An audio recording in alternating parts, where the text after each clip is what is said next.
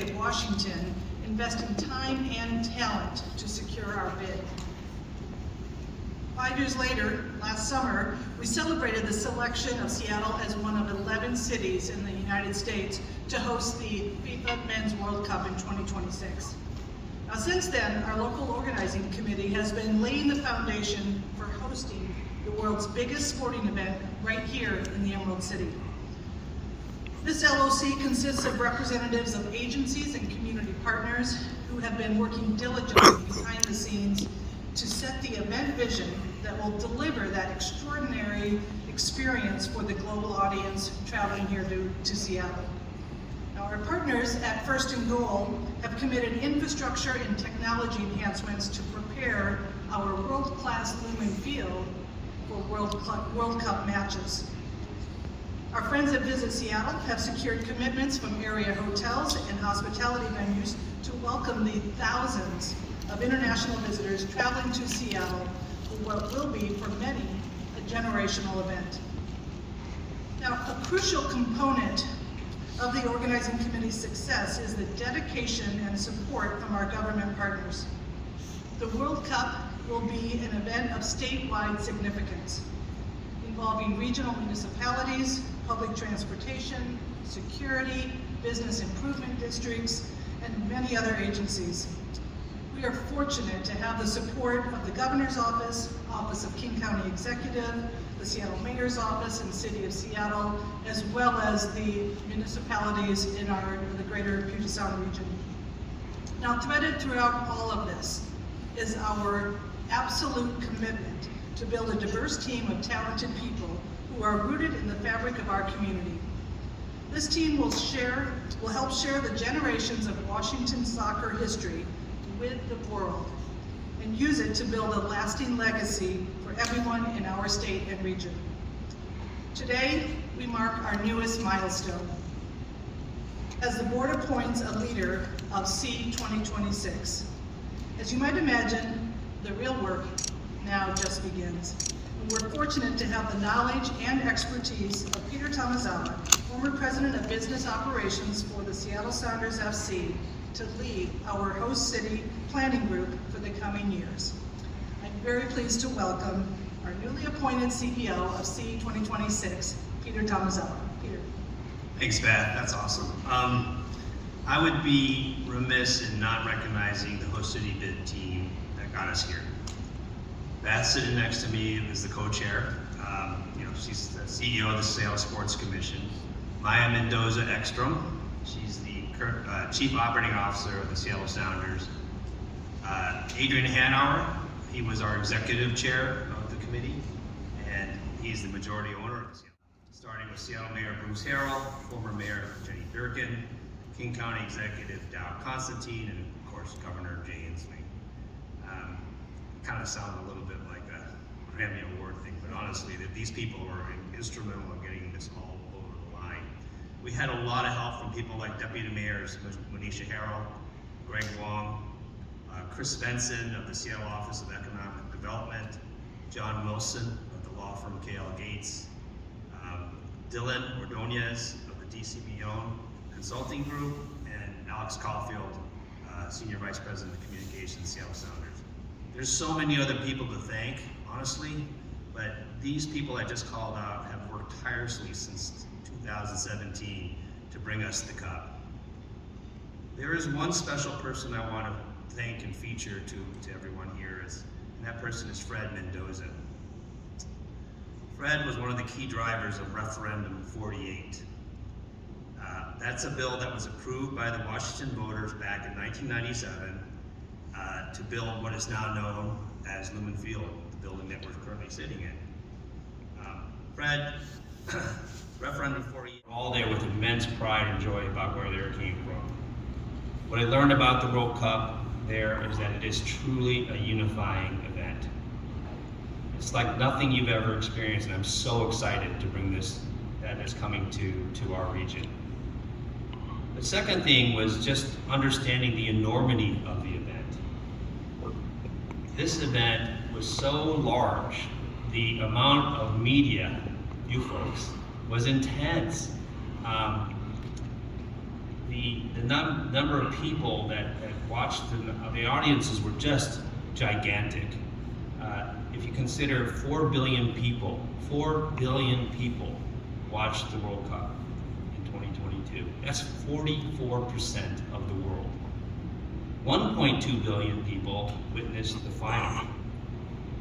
That is just numbers that are mind-boggling. When you consider the Super Bowl gets around 175 million viewers, right? We just had a great Super Bowl on Sunday, depending on who you're going for, but honestly, it's 6 times bigger than the Super Bowl.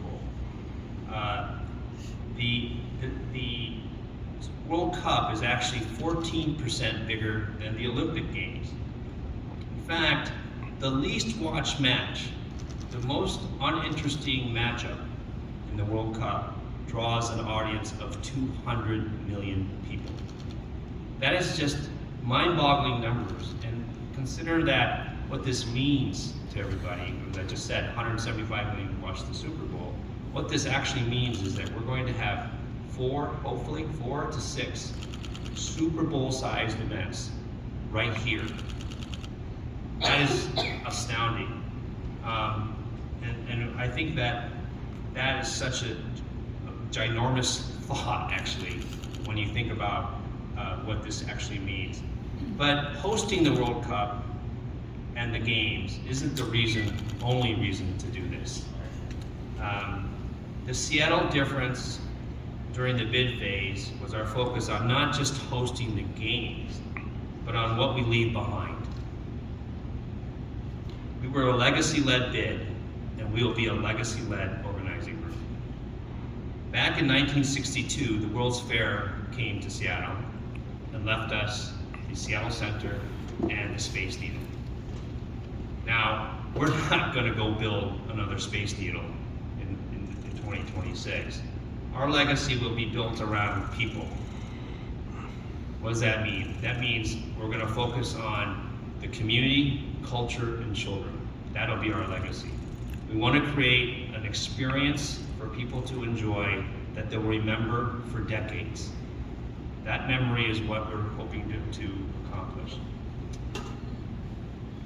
If we do our jobs right, then we will have a lasting legacy that will last for decades. I'm so humbled by this opportunity, and as I stated earlier, the World Cup is coming in 2026. But what we're really excited about is bringing Seattle and Washington to the world in the summer of 2026. So with that, stay tuned for more to come. Happy to answer any questions at this point, but we're so excited about this opportunity. Thank you. How much sway and how much influence does the committee have in determining how many games and which games you end up getting? Great question, Jeremiah. Jeremiah always asks the best questions. You know, he's always the lead-off hitter on these things. So thank you for that question, Jeremiah. We're working in conjunction very closely with FIFA. The way they're organized is they have set up a group called FWC 2026. It's for the tournament, and we're in constant contact. Beth and I had a conference call at 8 a.m. this morning with their group. The plan is as follows. They're going to set up the tournament. So they need to figure out how the tournament gets set up. It will be the largest tournament in the history of the World Cup. It'll be going from 32 teams to 48. It's the most geographically spread. So there's some real issues around how this thing gets set up. But once they figure out how this tournament will get set up, then we'll figure out the games that will be available and possible. Right now the plan is, and that's subject to change, that we will find out what our city assignments are post the Women's World Cup. So hopefully in the fall of this year, we'll have a better understanding of where we sit with that. But just given the number of teams and the potential they get set up, we could certainly envision the potential to have at least 4, but maybe up to 6 games right here in our city. Does that answer your question? Yeah. One of the things that when we speak to FIFA about this particular World Cup is nothing new has to really be built. There aren't no stadiums that need to be built. We're going into an amazing opportunity here with every city that was selected. One of the key features was how ready is your stadium? Now, there's some modifications that are going to have to be necessary. For example, we are going to put grass, which is a question I always get asked. Are you putting grass in Lumen Field? We are going to put grass in Lumen Field. So there are some modifications of those sorts, but we don't have to go out and build anything grandiose or big. And so I think that this particular World Cup will be very different than anyone that you've ever seen before. So I think we, and also every city is charged with people like ourselves, as fiduciaries, to make sure that that doesn't happen in terms of costs and all those sorts of things. Till this point, it has been essentially volunteers that have operated it and begun the strategic planning and visioning for it. But now we are at that point where the real work begins, as I said, and this requires a dedicated staff. Given the scope, Peter has described just how large this event will be here in our region, and it does require a dedicated staff for that. Those volunteers, whether from the Sports Commission side or the Sounders or our other community partners, we will all stay involved in supporting that staff. But this is an opportunity now to bring the community into the planning and support of this event. There are so many corporate partners and community leaders who just want to be part of this and want to see it be a success. So we will integrate that staff and the community to execute on that. Peter, do you want to talk about the staff Sure. itself? Yeah, I mean, look, we're not gonna create monster staff. You know, it's one of those things that this is an organization we're gonna build, and for sure it's going to die. You know, most people build organizations to grow and live forever, but we're gonna disband in 2026. We are going to have a very, very close relationship with FIFA. They have resources to supply for every city, so this is contemplated already in sort of the structure of how this is going to work. There's a certain number of things that FIFA are going to supply, a certain number of things that we need to supply locally, put our own local flavor on, if you will. And what our plan right now is to gather a senior executive team that will lay out what we're going to be doing. We will source what is happening, or what are the available resources that we're going to have. And rest assured, you know, to Jose's point, you know, we're going to do this in the most cost-effective manner as possible, and it's trying to keep the numbers of people down as opposed to up in terms of hiring for the local organizing committee. At the same time, working on opportunities to grow economic development, for example, for our neighborhoods. That's what we're going to be focusing and working on. And this is really an extraordinarily privileged time for us in the city to have the world's biggest sporting event coming to our city, and sort of our charge, our charge here, Beth and I, Maya and others, is to maximize the opportunity for the city and for the state. You would like to improve for 2026, in particular here in Seattle? Relative to Qatar? Yeah. Oh, you know what? I came back from there so excited. You know, one of the things that they did there, which was they celebrated their new waterfront park. Isn't that amazing? They put a fan festival on their waterfront park. So we got to go there and sort of preview what that could look like for us. Because guess what? In 2025, we're going to open our new waterfront park. Our ideas are around centering the waterfront park as sort of our main fan festival, right there on the waterfront. And so we're going to make it better, though. No question we're going to make it better. But it was stunning, sort of the visual. If you could just sort of picture how that would look, from looking down from Pikes, the new aquarium there, all the plans that they have for that, and us plugging into that. So we're sort of thinking, 2025 is going to be the grand opening of the Seattle Waterfront Park. 2026 will be the coronation, where we get to showcase that, the beauty of it, to the entirety of the world. This is like, I get chicken skin moment thinking about like that. So other things that are I think that would be something that people should know is sort of like how we drive the audiences, you know, in and around town, the fan experience. I think we can improve on that a lot. It was great, it was good, but it wasn't like, I would consider we can make it great. You know, and nothing to say badly about what the Qataris did, because it was really a great experience, honestly. But I think we have that level of understanding how to move fans of that nature around. We've had the experience, going to Jose's point. We've done this.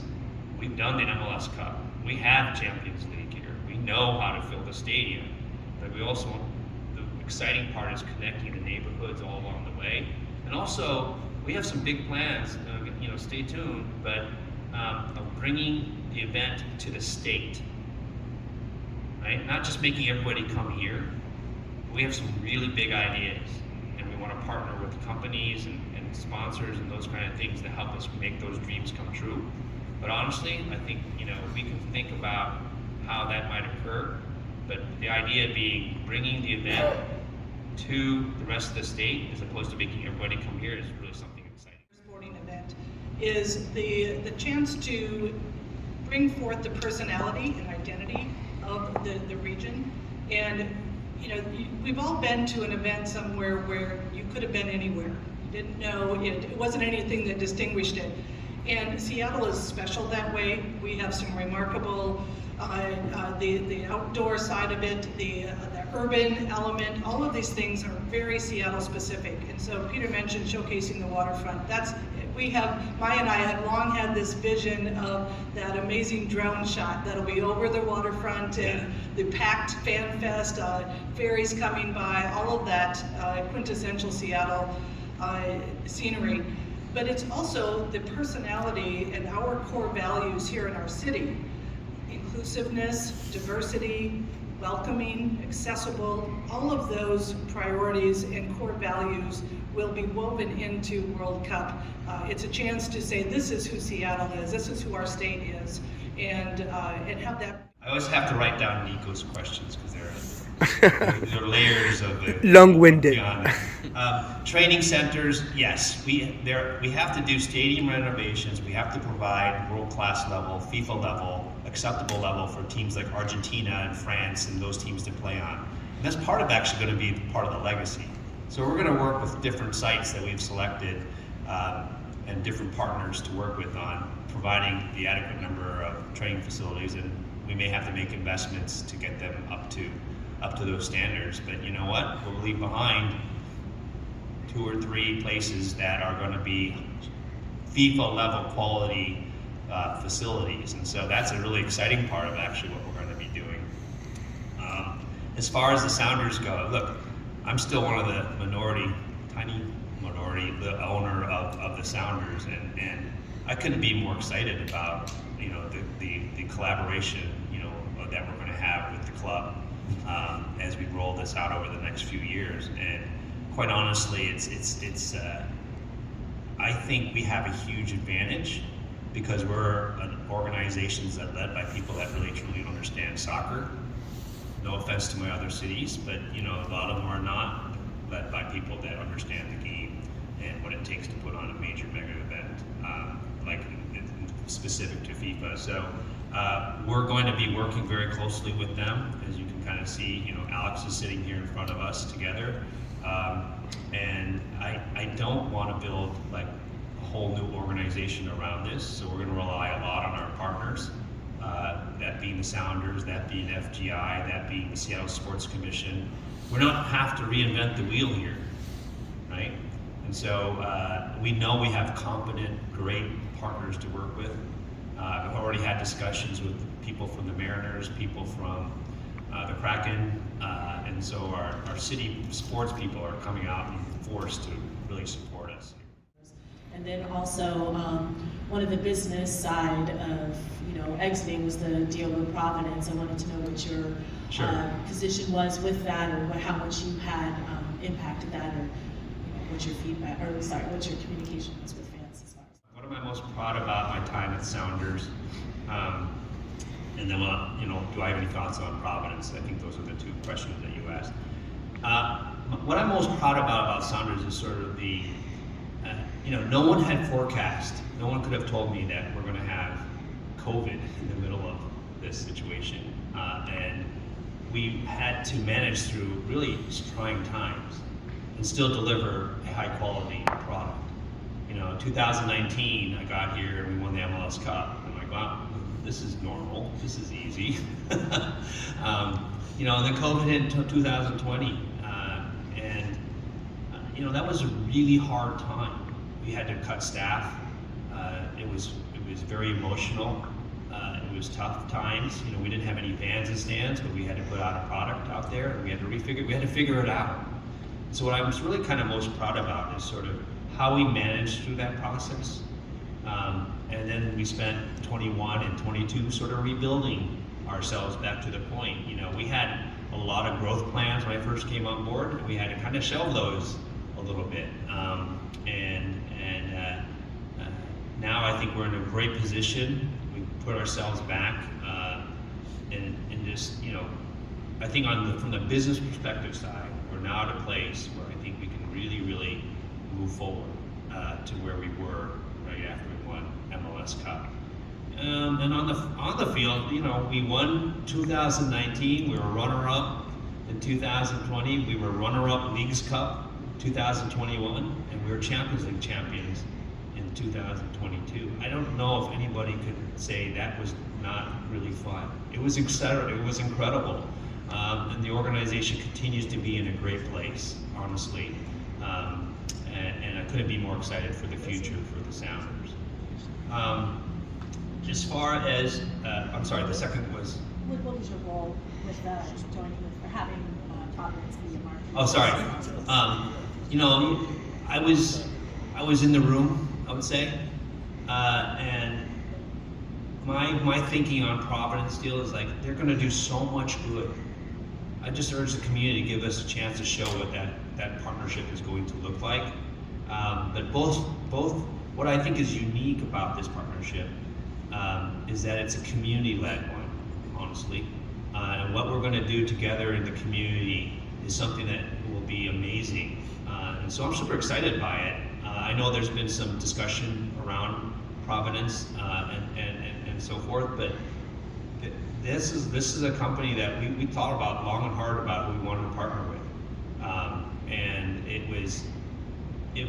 the plan, just, I think, stay tuned is what I would say. Be patient is what I would say. I would say that there's so much great intention behind the two organizations, and trust us a little bit on the sense of the Sounders have always been and stood for doing good in the community. We're never going to stray from that. You know, I'm still wearing my Sounders pin, right? You know, once a Sounder, always a Sounder is what we say. Local media, and I just want to know if that's included in your plans towards ensuring equal coverage and fair coverage from outfits. Say 100%. You know, this organization is rooted in local support, okay? And so I make that commitment to you, look you in the eye. There's issues, just bring them to me. You know, we're friends, we're all colleagues in our city, and that kind of accessibility that you're describing is super high priority. Of course, you know, it's also self-serving, because if we can be as inclusive as possible, particularly for the media, right?